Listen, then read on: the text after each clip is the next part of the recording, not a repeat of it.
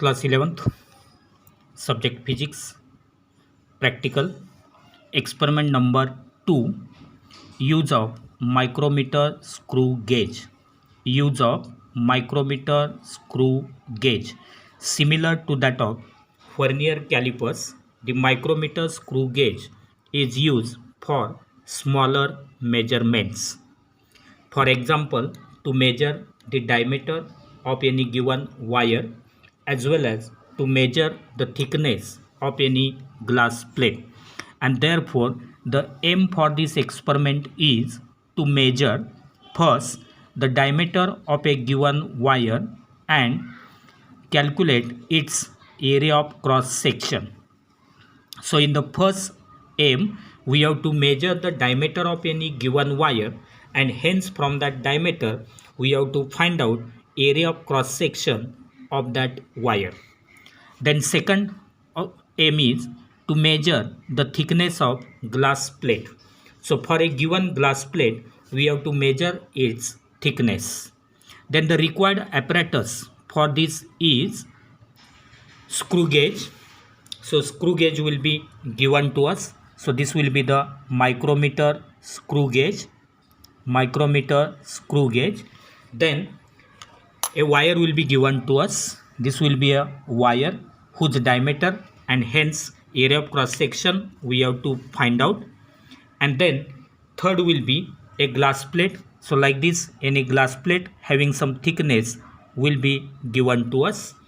Then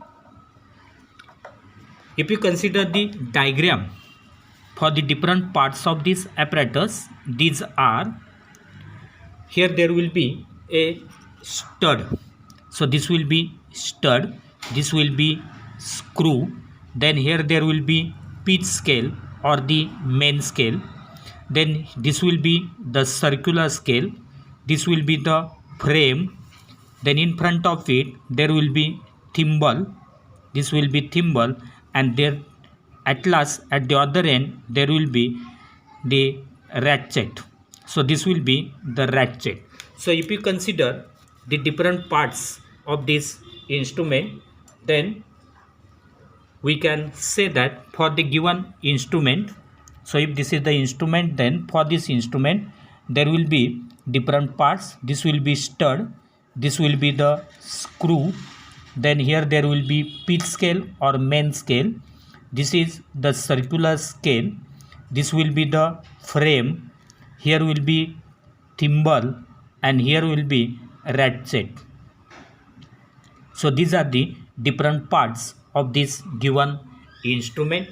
And now let us see some of the formulae related with this experiment, and these are, first formula is for least count of the micrometer screw gauge. Least count of the screw gauge, which is given by the formula least count is equal to pitch upon total number of divisions on this circular scale. Pitch upon total number of divisions on this circular scale. That is, pitch will be nothing but value of smallest division on the main scale or pitch scale, and then it will be divided by total number of divisions on this circular scale. Then second formula is for area of cross section of the wire, which is given as A is equal to pi r square, where r is the radius of that given wire.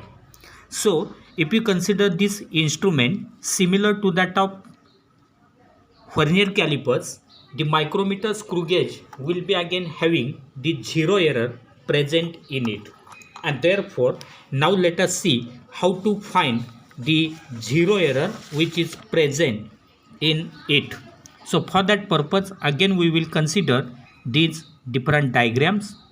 So in the very first diagram it is shown that the zero on the circular scale is coinciding with this reference line on the pitch scale or main scale. So if you consider this instrument, then for this instrument, as there are two scales, that is, here there is main scale or pitch scale, and here there is circular scale. Here it is one line. So this line is horizontal line is reference line. So if this reference line is coinciding with this 0 on the circular scale, at that time there will be no zero error present in this instrument, and therefore 0 on the circular scale exactly coincides with this reference line. At that time there will be no zero error. Secondly, if 0 on the circular scale is below this reference lines by some divisions, then zero error will be positive zero error. बघा याच्यामध्ये जर पहिल्या डायग्राममध्ये जर त्या ठिकाणी 0 on circular scale आणि reference line हे अगदी एकमेकाच्या समोर असतील, एकमेकाला कोइन्साइड होत असतील, तर त्या इन्स्ट्रुमेंटमध्ये झिरो एरर झिरो असेल. जर सर्क्युलर स्केलवरचा झिरो हा मेन स्केलवरच्या रेफरन्स लाईनच्या खाली असेल, तर एवढ्या डिव्हिजननी तो जर खाली असेल तर तेवढी त्याच्यामध्ये पॉझिटिव्ह झिरो एरर असेल. जर त्या ठिकाणी तिसऱ्या डायग्राममध्ये 0 ऑन दी सर्क्युलर स्केल काही डिव्हिजननी जर तो रेफरन्स लाईनच्या थोडा वरती असेल, तर तेवढ्या डिव्हिजनची निगेटिव्ह झिरो एरर यामध्ये असेल. जर झिरो एरर पॉझिटिव्ह असेल तर ती करेक्टेड रिडिंगसाठी मेजर्ड रिडिंगमधून मायनस केली जाते, आणि जर झिरो एरर निगेटिव्ह असेल तर ती करेक्टेड रिडिंग फाइंड आउट करण्यासाठी ऑब्झर्व किंवा मेजर रिडिंगमध्ये प्लस केली जाते. तर अशा पद्धतीनं या इन्स्ट्रुमेंटमध्ये झिरो एरर्स प्रेझेंट असतात. आता जर आपण आपल्याला दिलेलं इन्स्ट्रुमेंट जर आपण पाहिलं याच्यामध्ये, तर त्या इन्स्ट्रुमेंटमध्ये आपल्याला असं दिसून येईल की जर त्या ठिकाणी आपण स्टड आणि स्क्रू एकमेकाला फिट केले, या ठिकाणी स्टड आणि हे एकमेकाला इथं फिट केले, एकमेकाला टच केले, आणि जर आपण या मेन स्केल आणि सर्क्युलर स्केलवरती जर पाहिलं तर आपल्याला असं दिसेल की इथं असणारी रेफरन्स लाईन आणि सर्क्युलर स्केलवरचा झिरो हे दोन्ही एकमेकाला कोइन्साइड होत आहेत. कधी जर त्या ठिकाणी स्टड आणि हा स्क्रू एकमेकाला टच होत असतील तर त्यावेळेस अशा केसमध्ये जर झिरो आणि रेफरन्स लाईन हे जर एकमेकाला कोइन्साइड होत असतील तर झिरो एरर ही झिरो असेल. पण काही वेळा हा झिरो जो आहे हा झिरो या सर्क्युलर स्केलवरचा या रेफरन्स लाईनच्या काही वेळा या पद्धतीनं खाली असतो, तर काही वेळा तो या पद्धतीनं वरती असतो. तर त्यावेळेस पॉझिटिव्ह किंवा negative zero error will be present in that instrument. पण आता आपल्याला दिलेलं जे इन्स्ट्रुमेंट आहे त्याच्यामध्ये जेव्हा आपण स्टड आणि स्क्रू हे एकमेकाला त्या ठिकाणी कॉन्टॅक्टमध्ये ठेवतो आहे, त्यावेळेस रेफरन्स लाईन आणि झिरो हे एकमेकाला कोइन्साइड होत आहेत, आणि म्हणजेच त्यांच्यामध्ये कोणत्याही प्रकारची झिरो एरर नाही. म्हणजे आपल्या इन्स्ट्रुमेंटमध्ये असणारी झिरो एरर ही झिरो आहे. मग आता हे झिरो एरर झाल्यानंतर काही ऑब्झर्वेशन्स आपल्याला पाहायचे आहेत, तर ते ऑब्झर्वेशन्स आपण कंप्लीट करू. पहिल्यांदा ऑब्झर्वेशन्स असे असतील. फर्स्ट ऑब्झर्वेशन आहे for determination of least count of the screw gauge. Determination of least count of the screw गेजसाठी आहे. तर त्यामध्ये ए ऑब्झर्वेशन आहे smallest division on the main scale is equal to 1 mm. जर आपण आत्ता इन्स्ट्रुमेंट पाहिलं आणि त्याच्यावरचं जर मेन स्केल आपण पाहिलं, तर या मेन स्केलवरती पहा 0, 5, 10 अशा पद्धतीनं मार्किंग केलेलं आहे. 0, 5, 10 इथं दिसतंय बघा, 0, 5, 10 या पद्धतीनं. मग 0 पासून 10 पर्यंत 1 सेंटीमीटरचं डिस्टन्स आहे, ते इक्वल 10 पार्ट्समध्ये त्या ठिकाणी डिवाइड केलेलं आहे. म्हणजे एका स्मॉल पार्टची व्हॅल्यू असेल 1 मिलीमीटर और 0.1 सेंटीमीटर. 0.1 सेंटीमीटर किंवा 1 मिलीमीटर ही या स्मॉलेस्ट 1 डिव्हिजनची व्हॅल्यू असेल, आणि म्हणून S is equal to 1 mm is given.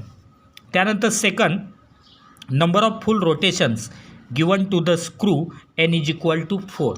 आता परत आपणाला या ठिकाणी हा जो gap between screw and stud जो आहे तो कंप्लीट करायचा आहे, तो त्या ठिकाणी व्हॅनिश झाला. अशा पद्धतीनं जेव्हा आपण इन्स्ट्रुमेंट पकडू तेव्हा reference line on this main scale आणि झिरो हे एकमेकाला कोइन्साइड होत आहेत. मग परत त्याला आपणाला त्या ठिकाणी 4 नंबर ऑफ रोटेशन द्यायचे. आता मी रोटेशन देत असताना परत हा 0 जिथे होता त्याच ठिकाणी परत 0 आणला, त्यावेळेस 1 रोटेशन झालं. मग 1 रोटेशनच्या वेळेस इथं 1 mm distance will be covered by this circular scale on the main scale. पुन्हा दुसरं रोटेशन आपल्याला द्यायचं आहे. पुन्हा आपण दुसरं रोटेशन कंप्लीट केलं, म्हणजे 0 जिथे होता तिथे 0 आणला, तर पुन्हा आपल्याला 2 मिलीमीटर हे डिस्टन्स कवर झालेलं दिसेल. पुन्हा आपण तिसरं रोटेशन दिलं तर 3 mm ओपन झालेलं दिसतंय. आणि पुन्हा जर आपण चौथं रोटेशन दिलं तर 4 रोटेशनमध्ये 4 mm एवढं डिस्टन्स कवर झालेलं दिसेल. आणि म्हणून या ठिकाणी number of full rotations given to screw equal to 4. मग त्यावरून पुन्हा distance covered by the screw on the main scale D is equal to 4 mm. मग त्याच्यावरून पुन्हा आपल्याला पिच काढता येईल. Hence pitch P will be equal to D/N, that is 4 mm upon 4 will be equal to 1 mm or 0.1 centimeter. This will be the pitch, that is the value of smallest division on the main scale. Then next one will be number of divisions on the circular scale, N is equal to 100. आता जर आपण याचं circular scale पाहिलं, हे जर circular scale आपण पाहिलं तर या सर्क्युलर स्केलवरती 0 to 90 मार्किंग आहे. 0 to 90 या पद्धतीनं पहा, 0 to 90 या ठिकाणी मार्किंग आहे. म्हणजे 0 पासून पुढे 90 पर्यंत जर आपण गेलो तर 90 डिव्हिजन्स असतील आणि 90 पासून पुन्हा 0 पर्यंत 10 डिव्हिजन्स असतील. म्हणजे total number of divisions will be 90 + 10 that is equal to 100. and therefore circular scale is marked with total number of divisions equal to 100. and मग याच्यावरून least count will be calculated. least count LC will be equal to P/N. P is 1 mm divided by 100, that will be equal to 0.01 mm, or it will be equal to 0.001 centimeter. So this will be the least count. 0.001 centimeter is the least count of this micrometer screw gauge.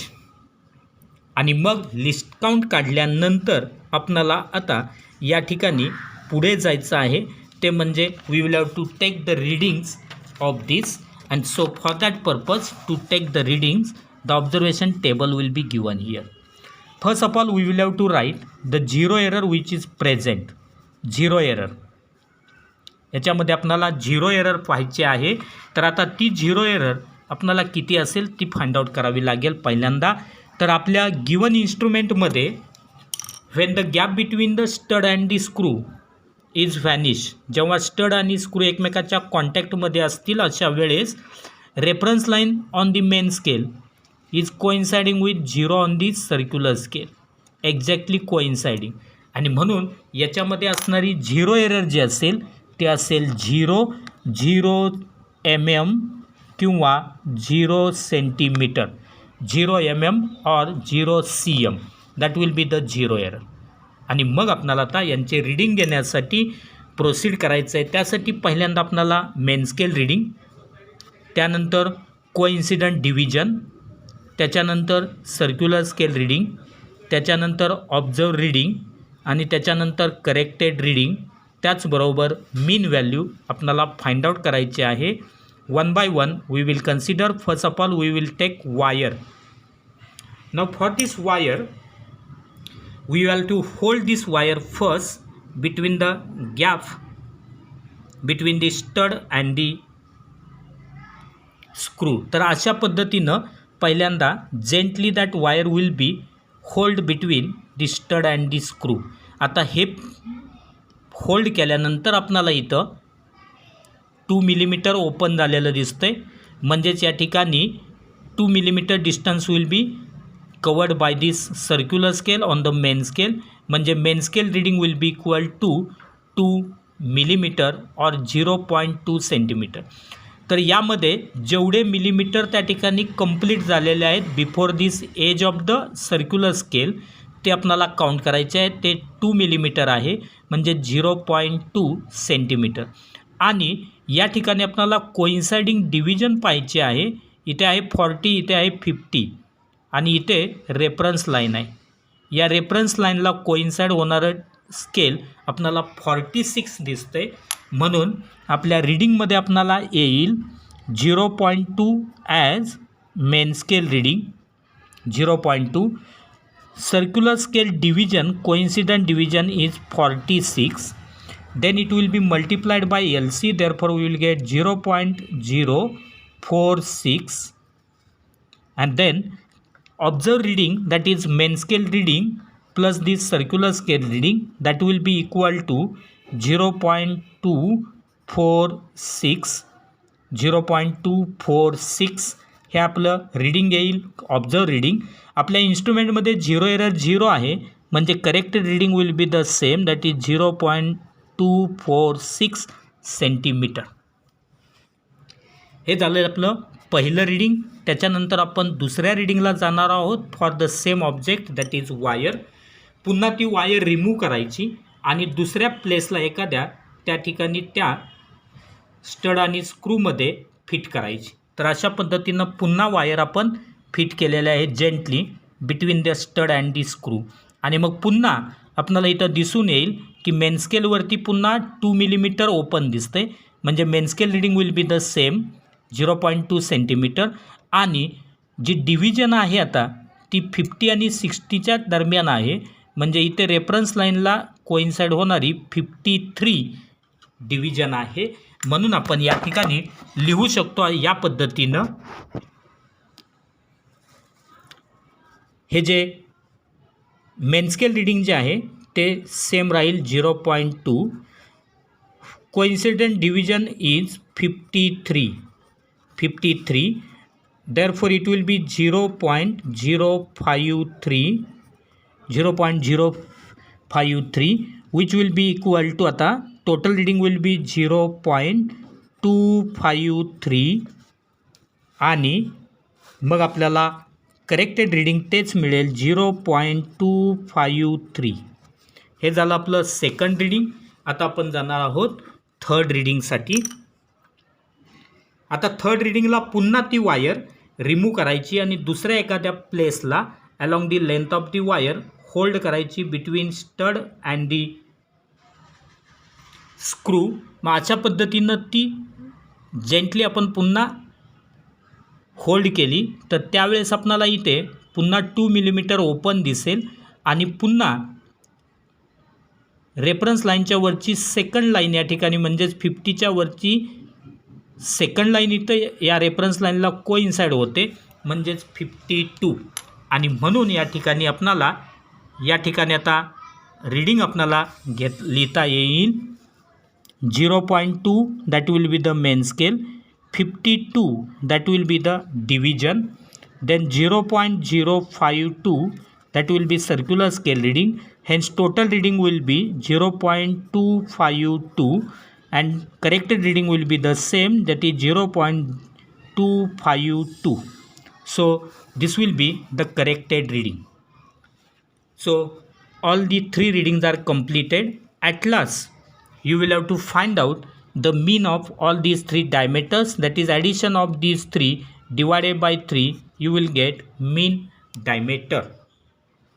So this will be for first object. Then we will proceed for the second object, that is glass plate. Now for this glass plate we have to measure the thickness. Then in the similar manner we can hold this glass plate between the stud and the screw. So in this way, between this gap, so in that gap between the stud and the screw we have to hold this glass plate. तर या पद्धतीनं ही glass plate आपण या ठिकाणी पकडलेले आहे between the stud and this screw. तर या पद्धतीनं ही ग्लास प्लेट आपण पकडल्यानंतर बघा या ठिकाणी ही ग्लास प्लेट पकडलेली आहे अशा पद्धतीनं, आणि याचा हा थिकनेस आपल्याला मेजर करायचा आहे. मग याला जर आपण या पद्धतीनं पकडलेले असेल तर आपल्याला त्याचं रीडिंग पहिल्याप्रमाणेच घ्यावं लागेल.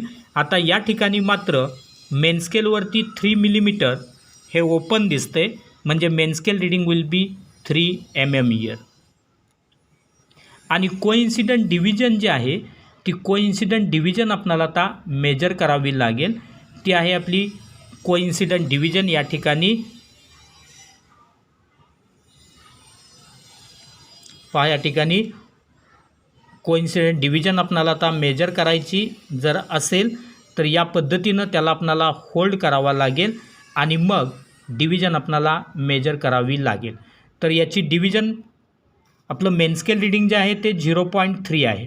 मेन स्केल रीडिंग 0.3 आहे आणि या रेफरन्स लाईनला कोइन्सिडंट डिव्हिजन जे आहे ती 15th डिव्हिजन आहे आणि म्हणून आपण 3 मिलीमीटर म्हणजे 0.3 सेंटीमीटर हे main scale reading, then 15th division 15 it will be multiplied by 0.001 that is 0.15 and hence total reading will be 0.315 आणि मग corrected reading will be the same 0.315. हे आपलं पहिलं रीडिंग झालेलं आहे for the thickness of glass plate.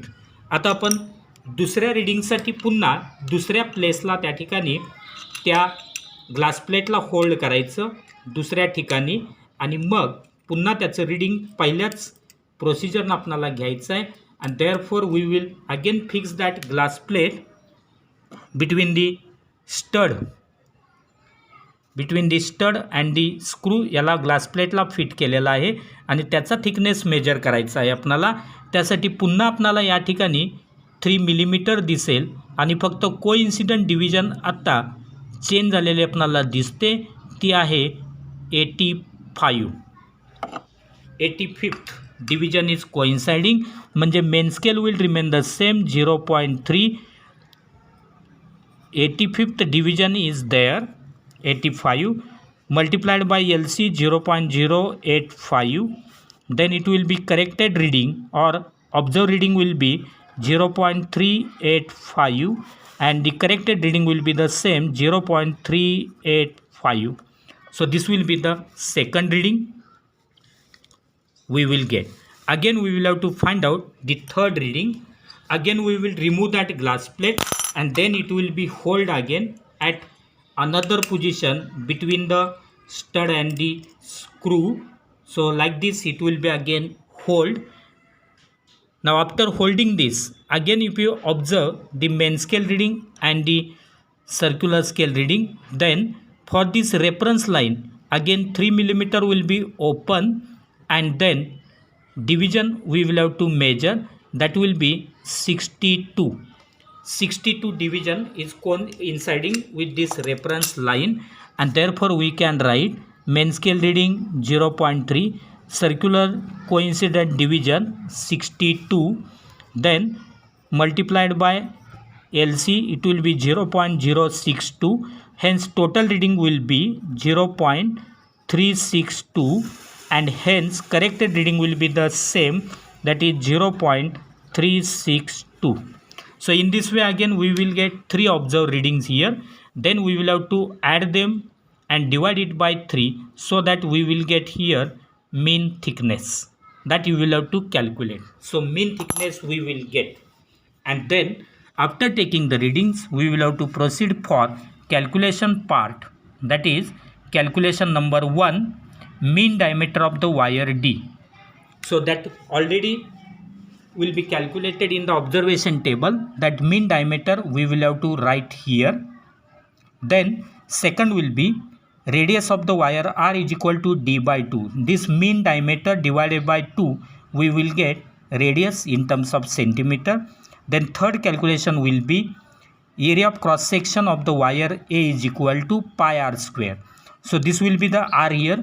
If you multiply r square by pi, then pi r square will give us that area in terms of centimeter square, pi r square. And then we will proceed further, that is fourth calculation will be for thickness of the glass plate T. So here we will have to write the mean value of thickness, that is from the second this value we will have to write. Mean thickness will be written there as it is in the fourth calculation, mean thickness. And in the result at last we will have to write diameter of the wire D is equal to diameter of the wire D, that is mean D. Then second, the area of cross section of the given wire A is equal to that calculated from this formula we will have to write here that area, and then thickness of the glass plate T is equal to that mean value of the thickness we will have to write here. So this will be the calculation part that you will have to complete.